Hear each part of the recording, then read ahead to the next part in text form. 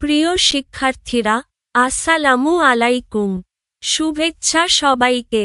তোমরা সবাই কেমন আছো? আশা করি আল্লাহর রহমতে ভালো আছো। আজ আমরা ইসলাম শিক্ষার একটি অত্যন্ত গুরুত্বপূর্ণ ও ফজিলতপূর্ণ পাঠ নিয়ে আলোচনা করতে যাচ্ছি। এই ইবাদতটি প্রতিদিন একজন মুমিনকে আল্লাহর আরও কাছাকাছি নিয়ে যায়, মানুষকে অন্যায় কাজ থেকে বিরত রাখে এবং দুনিয়া ও আখিরাতে সফলতা এনে দেয়। বলো তো, সেটি কি? হ্যাঁ, সালাত বা নামাজ। নামাজ শুধু কিছু কাজের সমষ্টি নয়, বরং এটি আল্লাহর প্রতি আমাদের আনুগত্য, ভালোবাসা ও কৃতজ্ঞতার প্রকাশ। মহান আল্লাহ কুরআন মাজিদে বারবার নামাজ কায়েম করার নির্দেশ দিয়েছেন এবং রাসূলুল্লাহ সাল্লাল্লাহু আলাইহি তাআলা ওয়াসাল্লাম নামাজকে ইসলামের অন্যতম প্রধান স্তম্ভ হিসেবে ঘোষণা করেছেন। আজকের পাঠে আমরা জানব, সালাত কি, এর গুরুত্ব কি, কেন নামাজ আমাদের জীবনে এত প্রয়োজনীয় এবং কিভাবে নামাজ একজন মানুষকে সঠিক পথে চলতে সাহায্য করে। বইয়ের ২৭ নম্বর পৃষ্ঠা খুলো, শুনবে এবং বইয়ের পাতায় চোখ রাখবে। তাহলে দেরি না করে চলো শুরু করি। পাঠ ৭। সালাত। আসো সালাত। সালাত আরবি শব্দ। এর আভিধানিক অর্থ দোয়া, রহমত ও ক্ষমা প্রার্থনা ইত্যাদি। ইসলামী শরীয়তের পরিভাষায় আরকান আহকাম সহ বিশেষ নিয়ম ও নির্দিষ্ট সময়ে আল্লাহর ইবাদতের নাম সালাত বা নামাজ। আল্লাহর নিকট বান্দার আনুগত্য প্রকাশের শ্রেষ্ঠ মাধ্যম হচ্ছে নামাজ। ইসলামের ৫টি রুকন বা স্তম্ভের মধ্যে নামাজ দ্বিতীয় গুরুত্বপূর্ণ রুকন। হাদিসে আছে, ইসলাম ৫টি স্তম্ভের উপর প্রতিষ্ঠিত, এ কথার সাক্ষ্য দেওয়া যে আল্লাহ ছাড়া কোনো মাবুদ নেই এবং হযরত মুহাম্মদ সাল্লাল্লাহু আলাইহি তাআলা ওয়াসাল্লাম তার আল্লাহ তাআলার বান্দা ও রাসূল। নামাজ প্রতিষ্ঠা করা, যাকাত আদায় করা, হজ করা এবং রমজান মাসে রোজা রাখা। বুখারী ও মুসলিম। কুরআন মাজিদে আল্লাহ তাআলা বলেন, ওয়া আকিমুস সালাতা ওয়া আতুজ জাকাত, অর্থ, আর তোমরা নামাজ কায়েম করো ও জাকাত আদায় করো। সূরা আল বাকারা, আয়াত ৪৩। নামাজ মানুষকে অন্যায় কাজ থেকে বিরত রাখে, যেমন আল্লাহ তাআলা পবিত্র কুরআন মাজিদে ঘোষণা করেন, ইন্নাস ছলাতা তানহা আনিল ফাহশাই ওয়াল মুনকার, অর্থ, নিশ্চয়ই নামাজ মানুষকে অশ্লীল ও খারাপ কাজ থেকে বিরত রাখে। সূরা আল আনকাবুত, আয়াত ৪৫। নামাজ আদায়কারী দুনিয়াতে মর্যাদা পাবে, আখিরাতে পাবে জান্নাত। এই প্রসঙ্গে মহানবী সাল্লাল্লাহু আলাইহি তাআলা ওয়াসাল্লাম বলেন, সালাত বেহেশতের চাবি। তিরমিজি। কারো হাতে কোনো ঘরের চাবি থাকলে যেমন অতি সহজেই ঘরে প্রবেশ করতে পারে, তেমনি যে ব্যক্তি নামাজ কায়েম করে সে অতি সহজেই জান্নাতে প্রবেশ করতে পারবে। নামাজ অত্যন্ত গুরুত্বপূর্ণ ইবাদত। নামাজের মাধ্যমে মুমিনের গুনাহ মাফ হয়। রাসূলুল্লাহ সাল্লাল্লাহু আলাইহি তাআলা ওয়াসাল্লাম বলেন, এ কথার মধ্যে তোমাদের কি মত? যদি তোমাদের কারো বাড়ির দরজায় একটি প্রবাহিত নদী থাকে, যার মধ্যে সে প্রতিদিন ৫ বার গোসল করে, তাহলে তার দেহে কোনো ময়লা বাকি থাকবে কি? সাহাবীগণরা বললেন, তার কোনো ময়লা বাকি থাকবে না। তখন রাসূলুল্লাহ সাল্লাল্লাহু আলাইহি তাআলা ওয়াসাল্লাম বললেন, এটাই ৫ ওয়াক্ত নামাজের উদাহরণ যা দ্বারা যাবতীয় গুনাহ মিটিয়ে দেওয়া হয়। বুখারী ও মুসলিম।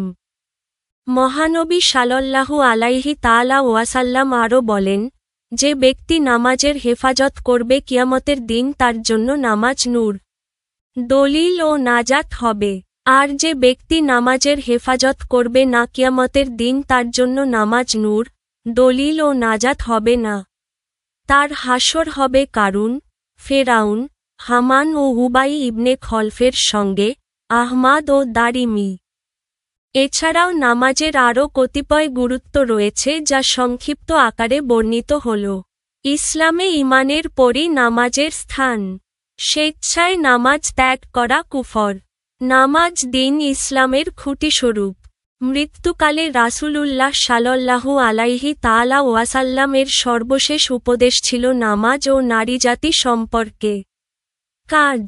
একজন মানুষ নামাজি হতে পরিবারই মুখ্য ভূমিকা রাখে, এ বিষয়ে শিক্ষার্থীরা দলে বিভক্ত হয়ে বিতর্ক করবে। বিতর্কের বিষয়। একজন মানুষ নামাজি হতে পরিবারই মুখ্য ভূমিকা রাখে।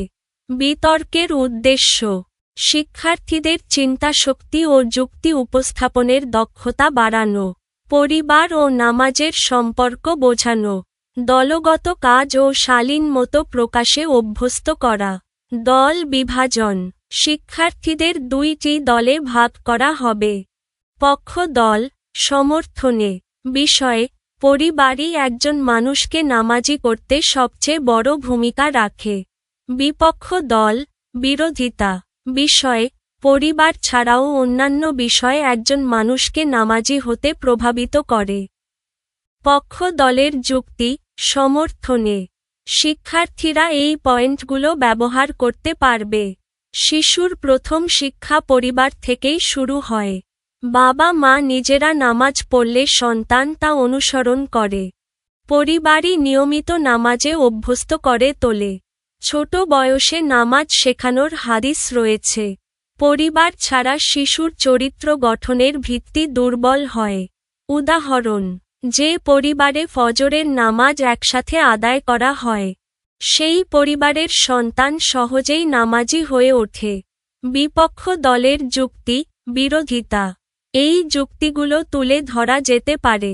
স্কুল, শিক্ষক ও মাদ্রাসারও বড় ভূমিকা রয়েছে। বন্ধু বান্ধব ও সমাজ মানুষকে প্রভাবিত করে। কেউ পরিবারে নামাজ না দেখেও নিজ উদ্যোগে নামাজি হতে পারে। মসজিদ ও ইসলামী পরিবেশ মানুষকে নামাজের দিকে আনে। ব্যক্তিগত ঈমান ও আল্লাহভীতিই আসল কারণ। উদাহরণ। অনেক সাহাবী ইসলাম গ্রহণের পর পরিবার ছাড়াই নামাজে অভ্যস্ত হয়েছেন। বিতর্ক পরিচালনার নিয়ম। প্রত্যেক দল থেকে 2-3 জন বক্তা। সময়। প্রতি বক্তা 1 মিনিট। শালীন ভাষা ব্যবহার বাধ্যতামূলক। কুরআন হাদিস বা বাস্তব উদাহরণ দিলে অতিরিক্ত নম্বর। শিক্ষকের ভূমিকা। বিতর্ক শুরুতে বিষয় ব্যাখ্যা করবেন। সময় নিয়ন্ত্রণ করবেন। শেষে সংক্ষিপ্ত উপসংহার দেবেন। উপসংহার। শিক্ষক বলবেন, পরিবার একজন মানুষকে নামাজি হতে শক্ত ভিত্তি দেয়, তবে ঈমান, শিক্ষা ও পরিবেশ মিলেই একজন পূর্ণ নামাজি মানুষ গড়ে ওঠে। আপনারা আমাদের ভুলগুলো কমেন্টে জানাতে পারেন। যদি উপকৃত হন, তবে সাবস্ক্রাইব করুন। ভিডিওটি শেয়ার করুন এবং বন্ধুদের সঙ্গে জানিয়ে দিন। আমাদের আয়োজন এমনভাবে পরিকল্পনা করা হয়েছে যাতে শিক্ষার্থীরা কোনো গাইড বই ছাড়াই নিজস্বভাবে আনন্দের সঙ্গে শিখতে পারে এবং জ্ঞান অর্জন করতে পারে। ধন্যবাদ।